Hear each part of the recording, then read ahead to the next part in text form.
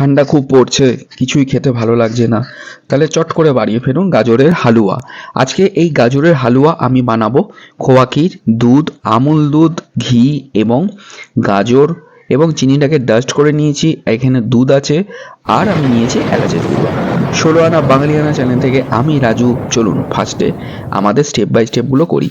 প্রথমে গাজরগুলোকে ভালো করে ধুয়ে এবং ফ্রেশ করে এইভাবে গাজরগুলোকে স্ক্যাপারে কাটতে হবে।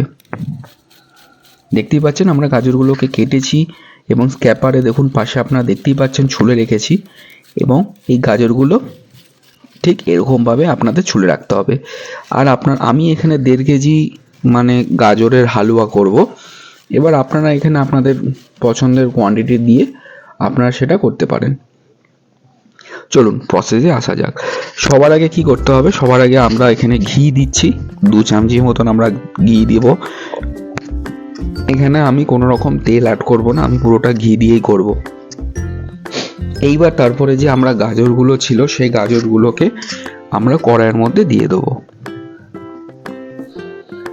এখনকার শীতকালে গাজর খুব সুন্দর লাল লাল হয়ে থাকে, আর এই শীতের সময় এই গাজরের হালুয়া রুটির সাথে খুব সুন্দর লাগে, একটা স্পেশাল ডেজার্ট। এবার যে আমি ঘিটা দিয়েছিলাম সেইটাকে প্রতিটা গাজরের সাথে সাথে ভালো মিক্স হয়, সেই জন্য আমরা ভালো করে নাড়ব।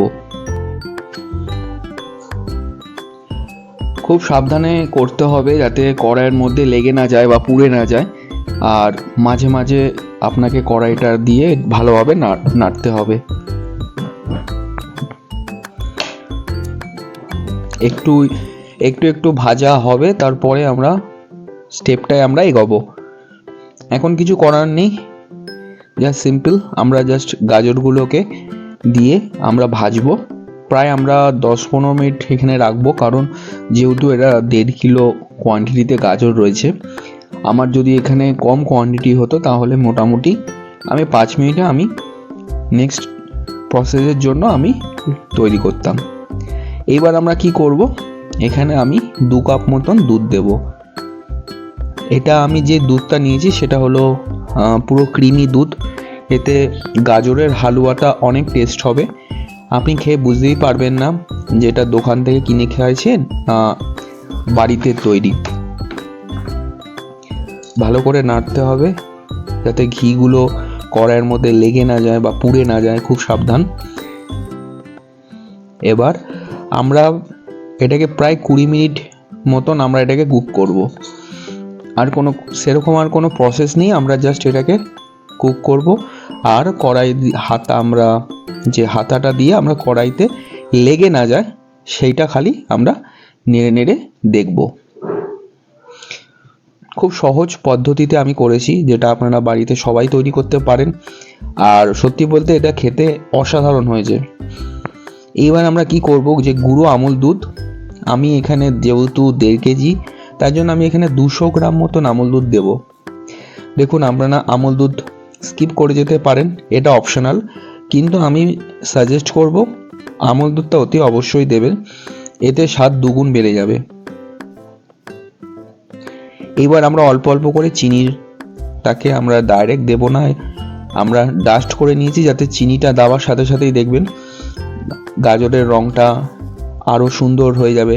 এই দেখুন দেখতেই পাচ্ছেন, আর চিনি দেওয়ার সাথে সাথে গাজরের থেকে আরও জল ছাড়বে, এই জন্য আপনারা অল্প অল্প করে চিনি দেবেন আপনাদের স্বাদ অনুযায়ী, আর ভালো করে নাড়বেন যাতে কড়াইয়ের মধ্যে লেগে না যায়। আমি একবার চিনি দিয়েছিলাম, আমি আরেকবার চিনি দেবো। আমি এখানে প্রায় যেহেতু 1.5 কেজি করছি, আমার এখানে প্রায় 300 গ্রাম মতন চিনি লেগেছে।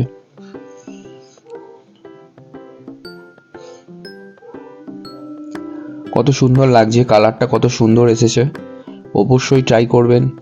আর এই শীতকালে তো এখন খুব সুন্দর সুন্দর গাজর পাওয়া যায়, এখন অবশ্যই ট্রাই করবেন, কারণ এখনই হলো গাজরের হালুয়া খাওয়ার সময়। আর সত্যি কথা বলতে দোকানের যে সমস্ত কেমিক্যাল দিয়ে থাকে বা গাজরের হালুয়া যখন তৈরি করে তারা আর্টিফিশিয়াল রং ইউজ করে, যেগুলো শরীরের পক্ষে আমাদের খুবই ক্ষতিকারক। এ দেখুন আমাদের মোটামুটি যে জলটা এবার যতটা টানবে এবার আপনি ভাববেন আপনার কিন্তু যে গাজরের হালুয়া রেডি হয়ে গেছে। যেহেতু আমরা এখানে ঘি অ্যাড করেছিলাম, দেখবেন যে অল্প অল্প করে একটু তেল তেলে ভাব লাগবে। হ্যাঁ, এর মধ্যে আমরা কি করলাম, আমরা এলাচ গুঁড়ো 1 চামচ মতন অ্যাড করলাম। এলাচ গুঁড়োটা দেওয়ার সাথে সাথেই আমরা ভালো করে নেড়ে নিলাম, খুব সাবধান যাতে কড়াইতে লেগে পুড়ে না যায়, তাহলে পুরো টেস্টটাই নষ্ট হয়ে যাবে। খুব সাবধানে আপনারা নাড়বেন। আর আমি আরও 1 চামচ ঘি দিলাম। আমি এখানে দেশি ঘি অ্যাড করেছি, A2 কোম্পানির ঘি, যে ঘিটা খুব সত্যিই খুব সুন্দর। আপনারা ফ্লিপকার্ট থেকে সেটা আপনারা বাই করতে পারেন, A2 কোম্পানি ঘি। ব্যাস, এবার আমরা অল্প একটু খোয়া ক্ষীর দিয়ে দিলাম। এখানে আমি 200 গ্রাম মতন খোয়া ক্ষীর নিয়েছি। আমি এখন 150 গ্রাম মতন দেব, আর 50 গ্রাম আমি পরে দেব। ব্যাস, আর কোনো কিচ্ছু কাজ নেই। আমাদের গাজরের হালুয়া প্রায় অলমোস্ট রেডি হয়ে গিয়েছে। খালি আমি কড়াইতে নাড়বো আর এটাকে শোকাবো, আর চিনিগুলো যাতে ভালোভাবে মিক্স হয় সেই জন্য আমি ভালো করে নেড়ে দেখব।